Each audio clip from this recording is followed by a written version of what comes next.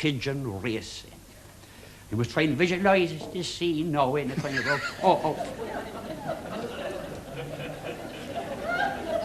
up by the North Chapel of a Sunday morning.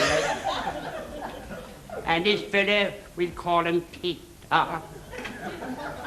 And he recorded the stories about the pigeons.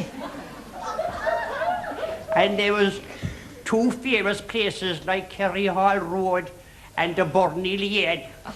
And they'd have kind of a league, like, you know, a racing league. And they'd have 12 races in the year, like a race a month.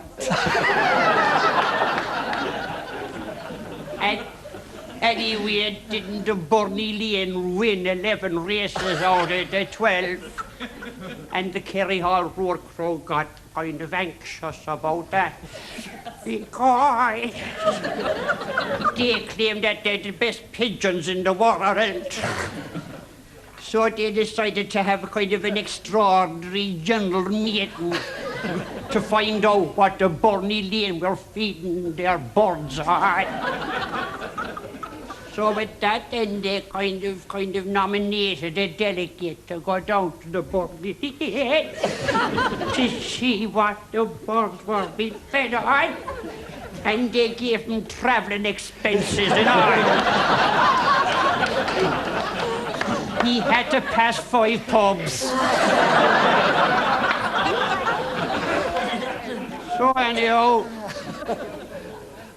Wally kind of got down to the Burney Lane and he went up to this door and he kind of knocked at the letter box.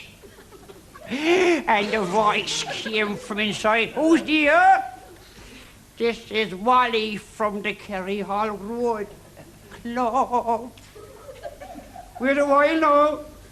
So eventually they opened the door and Wally went in with his cap in his hand and he said, "Lads, I'm down to ask you, you know, we have to admit defeat, but you have a fine flock of birds. But we want to know just honestly, what are you feeding your birds on?" "Yeah, man, that's no secret. What we do in the morning, now you see about 5:45, we leave the bird out of their cages and from their perches, and they flies away and up over the North Chapel, then over Shandon, and they kind of drops the wings for a bit by Shandon because that's not all crows, like, you know. And then they goes up by St. Vincent's Church up Sunday as well, and then they see Fitzgerald's Park, and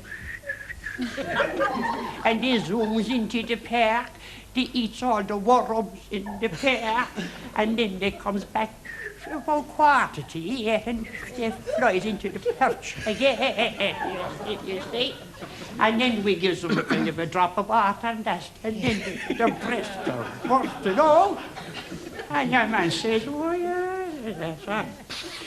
So your man goes back up to Fairhill to report to the extraordinary general meeting about the birds. And he was relating his story. And there was this small girl in the corner, kind of very tizzy. And Doughton Thomas, and he related his story. She said, "They're telling lies."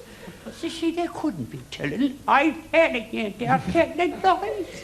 Because I know it for a fact that Fitzgerald's Park don't open until 9 o'clock.